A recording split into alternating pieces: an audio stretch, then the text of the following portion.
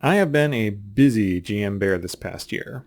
Back on January 12th of last year, I ran my first ever session of Edge of the Empire, and I lucked into a group that really enjoyed the setting. We managed to stay committed to weekly sessions for the most part, with the occasional player absence and outright session skip, as tends to happen. We mixed it up with a trio of Force and Destiny one-shots totaling 43 sessions across 52 weeks. On top of that, I joined a group as a player in May, getting to enjoy 12 games with a little less responsibility. But when that game folded in September, I couldn't just let that game group go, so I recycled a bit of the setting from the A game to form the B game. We managed 11 sessions since then, and we're still going strong. But with over 50 sessions under my GM belt, what do I think of the system now? What is it like to run 50 sessions of Edge of the Empire?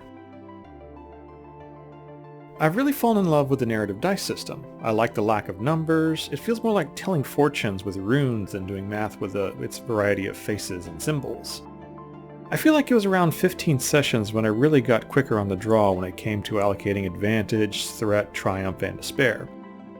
But I've also learned to let players pitch uses for those roles as well, which has helped reduce the GM overhead.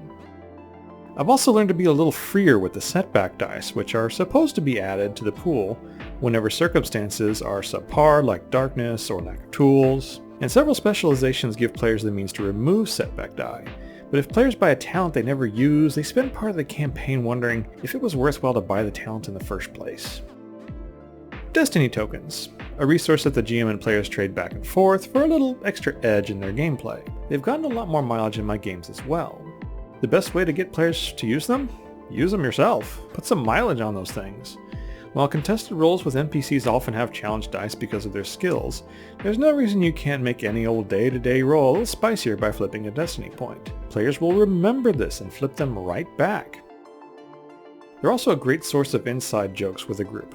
My 4-player B-game group by the 8th session had rolled all dark side tokens 4 times, a hideously improbable chain of events that has come to add some tension and humor to the start of every game. Obligation. This mechanic has grown on me quite a bit. When players create their characters, they choose an obligation, a trait tied to their background or beliefs, that acts as a source of concern for their characters. This is used by the GM to create a chart, which is rolled against a D100 at the start of every game. As the GM, it is your job to integrate the rolled player's obligation into that session in some way. And one area where I've always struggled as a GM was integrating the players' backstories into the mainline plot. That was an area where I wanted to improve in Edge of the Empire, and the obligation system certainly helped by forcing me into the deep end early.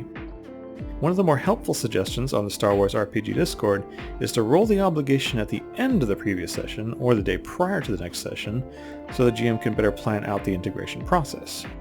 But I still play both of mine per rules as written. A future game may run differently though, but you know what, don't tell my players.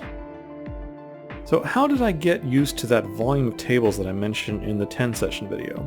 Well, to help ease me into the game, I created a setting where speeders and starships were hard to come by and often didn't work properly. Maybe I'll talk a little more of that in the future once the current campaign is over. And there's a basis for this in Empire Strikes Back, when the rebels had trouble adapting the speeders to the cold.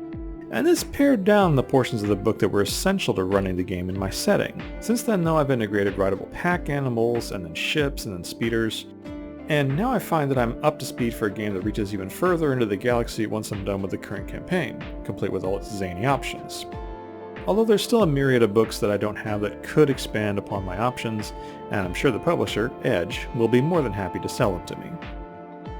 Have I developed any new criticisms of the game, or have any of my old criticisms evolved since my last video on Edge of the Empire? Well, yes. I've grown a little more critical of the experience system. The recommended pace of experience under Edge is 5 experience points per hour of play. I tend to run 3-hour games and dole out 15 XP per session as recommended. What that means though is that in 20 sessions my players will have accumulated 300 experience points. That is enough to completely fill out an entire specialization tree, and that comes with an all-important point of dedication, the only way to boost your starting characteristics. A more skill-oriented player could crank 6 skills up to rank 4 or higher with that much XP, enough to become very capable in their chosen fields with 1 or more triumphs dropping regularly. And if you get to 40 sessions at that pace, we're talking a combination of the two. And on top of that, wealthier players get access to better weapons, armor, gear, mods, and vehicles. The power creep is certainly real, but not unmanageable. In a future campaign, I may cap the XP that can be granted for a given arc of the story so myself and the players are more focused on the tribulations at hand and maybe pare down on the shopping a bit. But what's next for me? Well, I picked up Foundry VTT for sale over the holidays. Foundry lets you run a server for your friends, which they can access with a modern web browser, and there's an excellent range of modules available for it, including a set of 3D dice for Edge's narrative system. I'm also going to start one of Edge's sibling games, Force and Destiny, as well. It's a fair bit of work, but it's also been really rewarding. And the recordings of my games have been a great source of inspiration for my cartoons. And I find that I love drawing the Star Wars aliens and droids. It's a great change of pace from the endless stream of human faces that I normally work with. But anyway, that's all I had. Happy gaming, and I'll have more for you soon. Thanks for watching.